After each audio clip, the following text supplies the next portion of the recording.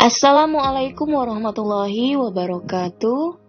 Berjumpa kembali dengan Ibu di mata pelajaran Seni Budaya kelas 8 semester 1 tahun pelajaran 2020-2021. Kali ini kita sudah memasuki materi di bab 3 mengenai seni musik ya.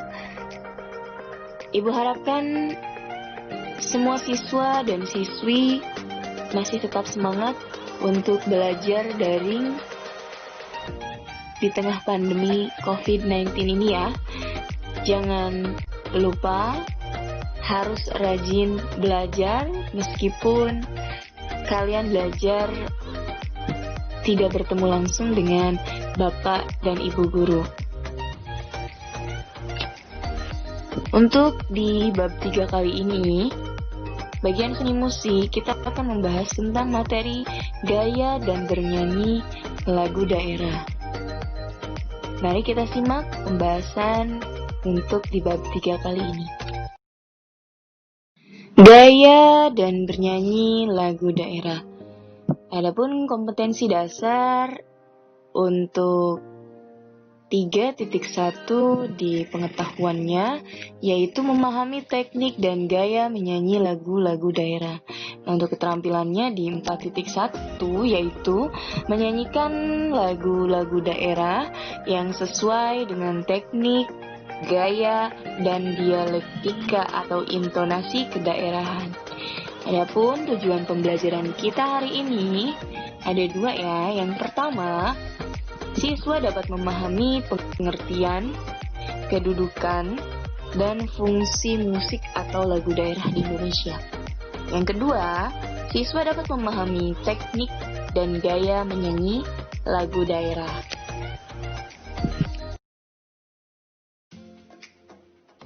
Yang pertama, kita akan membahas tentang pengertian lagu daerah. Lagu daerah merupakan lagu yang lahir dari budaya daerah setempat yang bersifat turun-temurun. Adapun ciri-ciri lagu daerah di sini ada 7. Yang pertama, syair atau lirik bahasa wilayah atau daerah tersebut.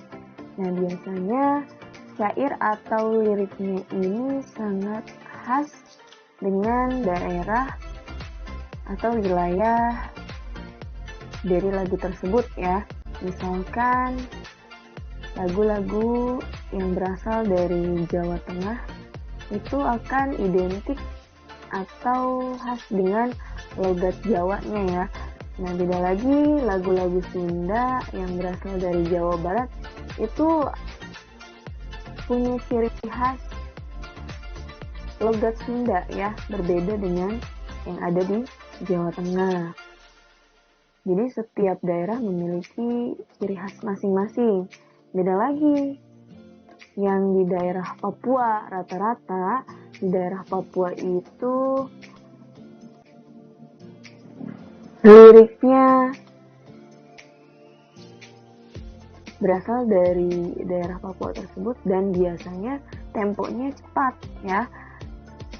Yang kedua, bahasa dan dialek yang digunakan sulit untuk diketahui maksud dan tujuannya ya. Nah, di sini untuk mengetahui makna, tujuan atau arti yang terkandung dalam lagu daerah ini dengan dialek khas daerah masing-masing ya, ini cukup sulit. Bahkan orang yang berasal dari daerah di daerahnya pun tidak semua memahami. Misalkan lagu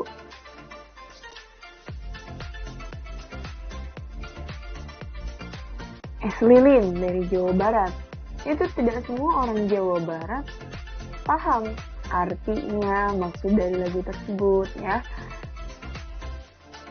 Untuk yang ketiga, di sana diwariskan secara turun-temurun dengan tradisi lisan.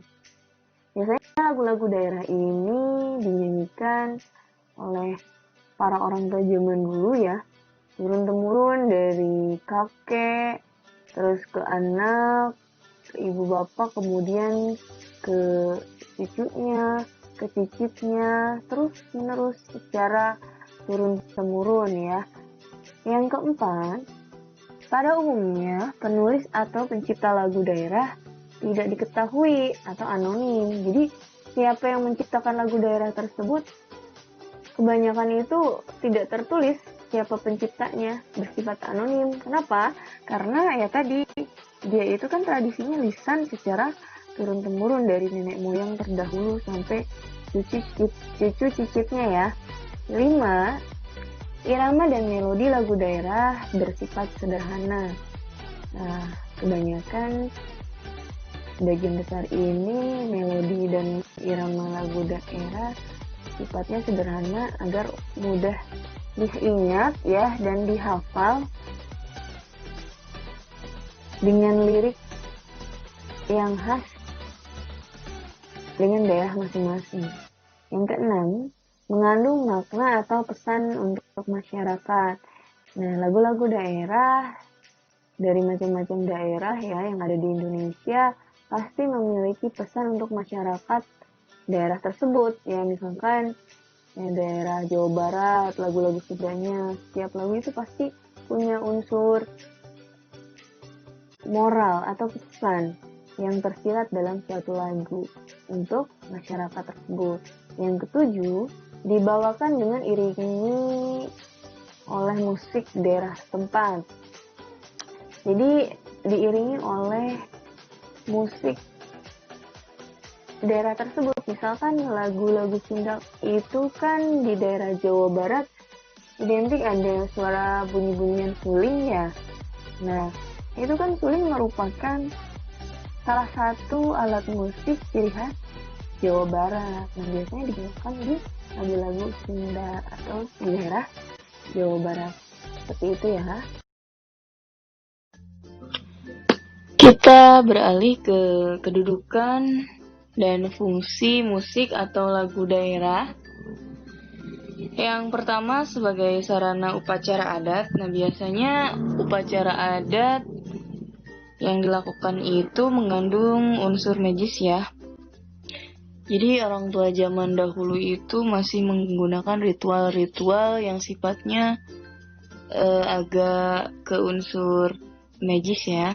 Contoh di situ ada beberapa contoh, ada upacara serentahun biasanya menggunakan angklung, ya alat musik angklung. Kemudian ada ritual marapu. Kemudian contoh lain ada makan bajamba dari Sumatera Barat, dugderan dari Semarang, Jawa Tengah. Kemudian ada ritual tiwah dari Kalimantan Tengah dan upacara adat biak dari Papua. Nah, yang kedua ada fungsi musik daerah sebagai musik pengiring tari. Jadi tari-tari daerah ini biasanya diiringi oleh alat musik ya. Contohnya di sana ada tari kecak dari Bali, tari Pakarena identik dengan menggunakan kipasnya dari Sulawesi, tari Mandalika dari Nusa Tenggara Barat, tari Ngasek dari Jawa Timur, dan tari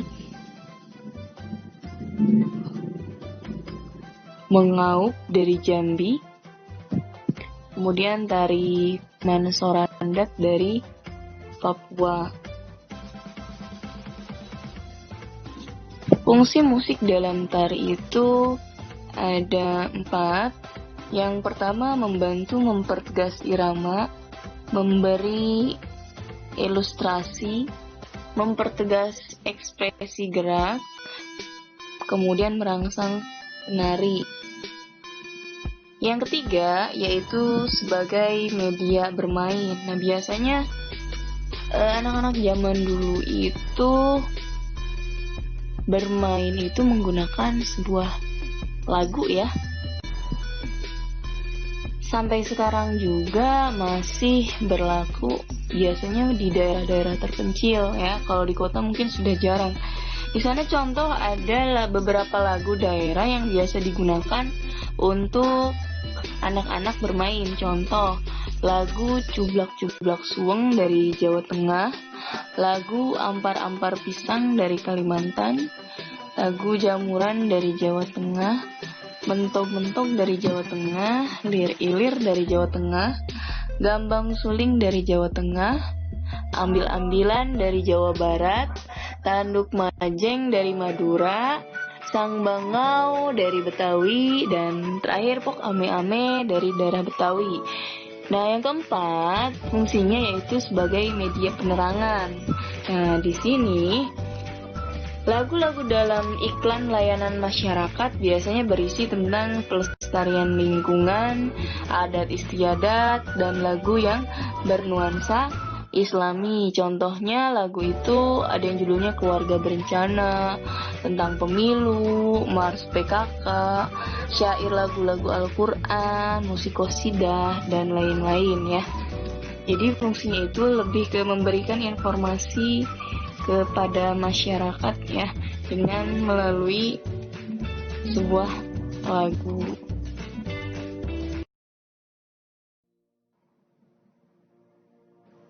Mari kita beralih ke teknik dan gaya menyanyi lagu daerah. Di sini ada beberapa pembahasan ya, dimana yang pertama ini lagu-lagu daerah biasanya diiringi oleh seperangkat alat musik daerah atau yang disebut dengan karawitan. Jadi setiap daerah memiliki seperangkat alat musik yang berbeda. Istilah ini disebut dengan karawitan. Nah, untuk para penyanyi yang membawakan lagu daerah, setiap daerah memiliki nama atau julukan ya untuk penyanyi di daerahnya masing-masing. Misalkan di sini sinden. Biasanya ini sebutan untuk penyanyi di daerah Jawa, Sunda, dan Bali. Adapun perkolong-kolong itu sebutan penyanyi daerah Sumatera Utara. Nah, untuk di Kalimantan penyanyinya itu disebut dengan madihin ya. Nah, yang ketiga kita akan membahas tentang gaya menyanyi lagu daerah. Gaya menyanyi lagu daerah ini ada 3. Yang pertama, gaya lokal, di mana pengertian gaya lokal di sini merupakan karakteristik cara menyanyikan lagu daerah yang berbeda dengan daerah lainnya. Jadi, setiap daerah memiliki keunikan, ciri khas dalam menyanyikan lagu daerahnya masing-masing, baik itu dari irama, melodi, syair, lirik, dan lain sebagainya. Yang kedua, gaya individual merupakan karakteristik seorang tokoh pencipta lagu-lagu yang membedakannya dengan pencipta lagu lainnya. Jadi misalkan di sini lagu-lagu Sunda banyak dari daerah Jawa Barat ya, dengan berbagai pencipta lagu. Nah, di sini pasti setiap pencipta lagu itu tidak akan sama, baik lirik, syairnya, keunikan yang ada di dalam lagu tersebut karena dibuat oleh pencipta lagu atau individual yang berbeda-beda ya. Yang ketiga, gaya periodikal, di mana di sini gaya periodikal ini merupakan karakteristik zaman tertentu yang menghasilkan gaya musikal tertentu. Jadi setiap zaman kesini semakin modern ya, semakin dinamis, berkembang. Jadi adanya suatu inovasi dalam menghasilkan gaya musik dari zaman ke zaman. Semakin kesini pasti akan lebih berinovasi dan lebih sedikit modern. Meskipun yang ditampilkan ini merupakan lagu-lagu daerah. Tak terasa, pembahasan yang Ibu sampaikan hari ini sudah selesai. Kita akan lanjut lagi di pertemuan selanjutnya. Cukup sekian. Apabila ada kesalahan dalam penyampaian materi, Ibu mohon maaf. Cukup sekian. Wassalamualaikum warahmatullahi wabarakatuh.